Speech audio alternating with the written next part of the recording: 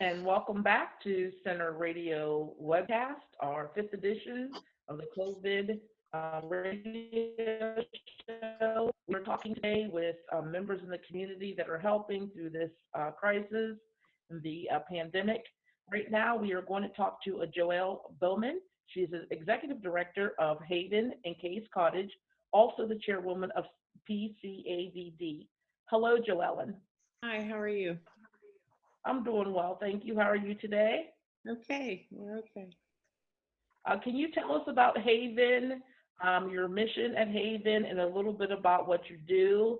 And can you explain what PCAVD is as well? Your purpose, the mission. Haven is a domestic violence sexual assault center located in Cottege, and we also have Kay's Cottege, which is a children's advocacy center under our umbrella. And we provide services for those impacted by domestic violence, sexual assault, and child abuse. So everything from our 24/7 hotline to emergency shelter. That's what we are. We're a sister program of the Alice Paul House. Our Pennsylvania has 59 domestic violence programs in the state of Pennsylvania that covers 67 counties. So we're a network of services, and we provide services across Commonwealth. So the Pennsylvania Coalition Against Domestic Violence is we're all subcontracted through there, and I'm the chair of the delegation, which is the chair of the 59 domestic violence programs serving the state of Pennsylvania right now. I know that people don't like to think about domestic violence, especially at a time like this, because Right. there's so many awful things that are going on right now. But can you tell us if you're seeing an increase in domestic violence, why you might be seeing that increase, and what are some things that are Actually, one of the things that I apologize. I didn't hear, we had a disconnect there. We're actually, and I've talked to a lot of my peers, we're seeing a decrease in calls right now.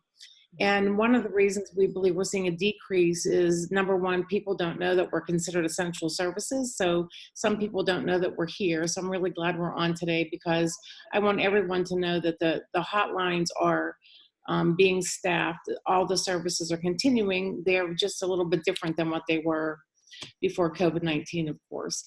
All of our services, including the court services, of course, have been adjusted because of the court closing and some of the challenges there. But all of our services are here. All of our services are still free and confidential. So I want to make sure that people know that I don't want them to feel that they're out there alone, and that we're not there to continue to provide life-saving services to them.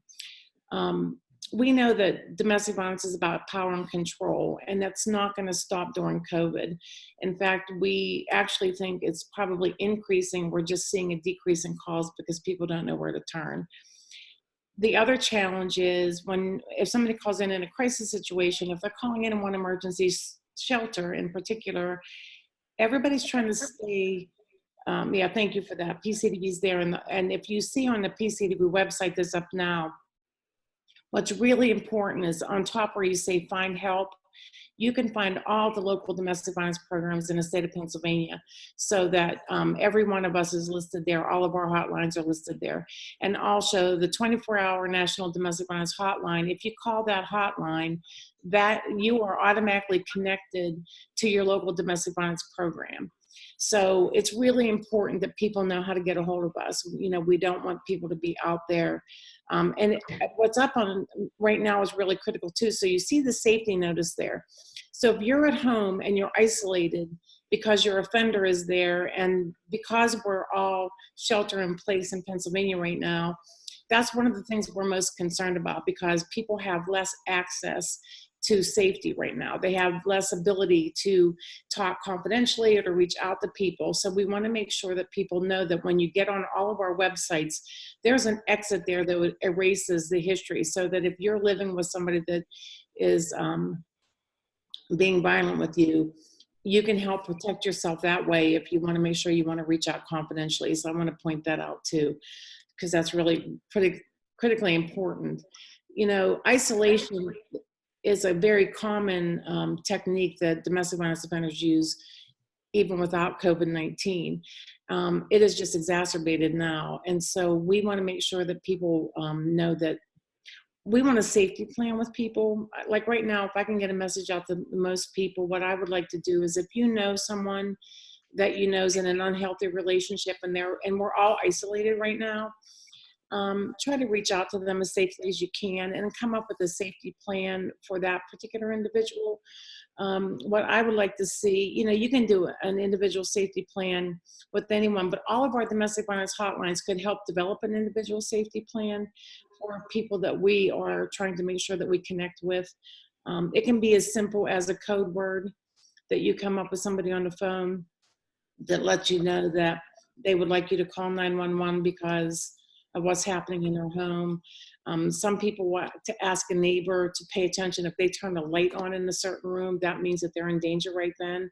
So there's some very subtle things that can be done for people to help reduce the isolation and reduce some of the major concerns that we're having for people right now. I know we spoke with Jessica Clark, who, is the director of the Child Advocacy Center here in Indiana. Right. And she was saying that that because children don't have the methods or the avenues to get out to talk to people about the abuse that they may be experiencing in their house, the numbers of cases she's seeing right now is also decreasing. However, they're expecting something of a surge once the ban is lifted and that people can go out. Are you expecting the same thing? And what kind of training do the people that work with you and your employees, what are they doing right now? What are you going to do, or what are your plans for that, the surge?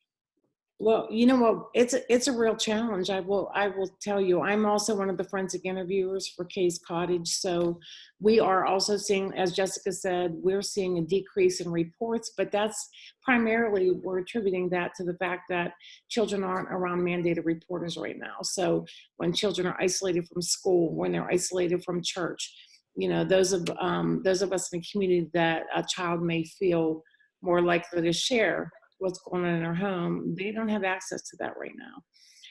I'm really concerned about children that are being both physically and sexually abused or child witnesses to domestic violence right now, because where do they turn?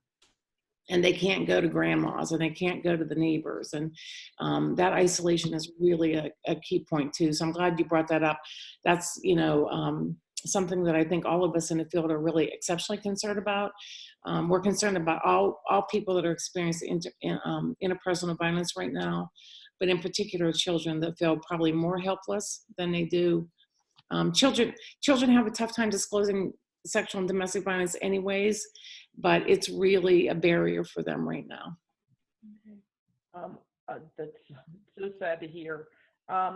So if you know someone who's struggling in a relationship or is in some type of in a domestic abusive situation, where can they go to get help?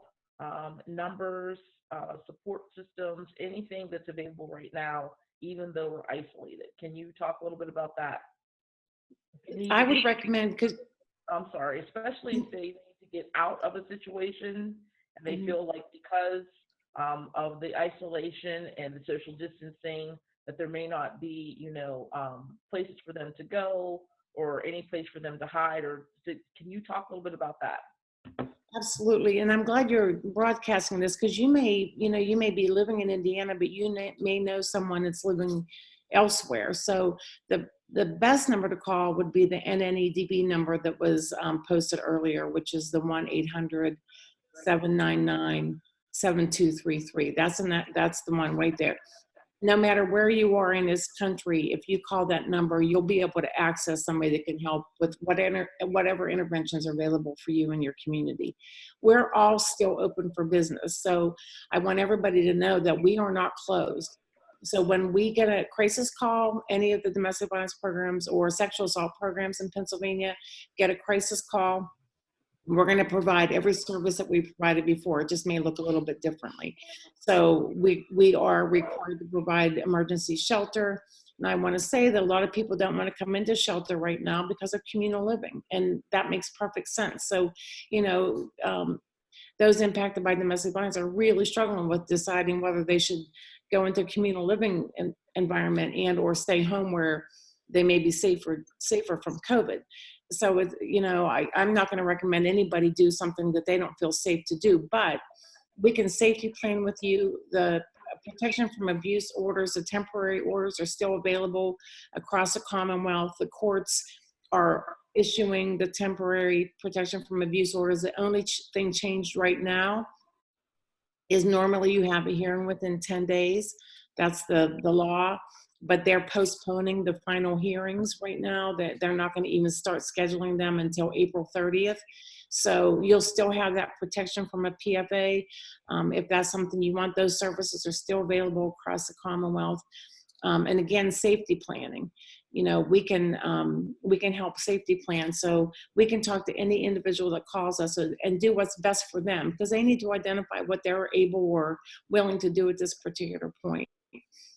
But the Pennsylvania Coalition Against Domestic Violence, that website that you had up earlier, if the person that you are worried about is within the state of Pennsylvania, all of our contact information is there.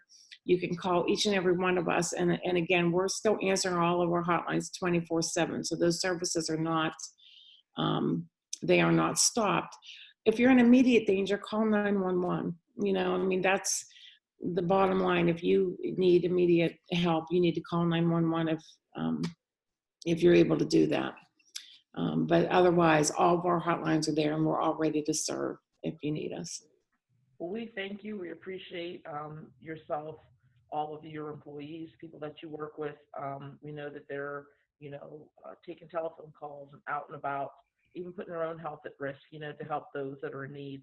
And we appreciate that. We appreciate it not just at this time, but all times, and the services that you're providing for domestic abuse partners that are experiencing and are in some way affected, not just the partners, but other people in the family and the children as well. So we want to thank you for coming on today, trying to get the word out to let you know that you are open for business.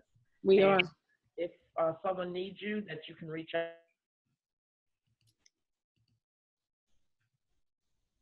Hey, thanks for having me. Be safe, everybody.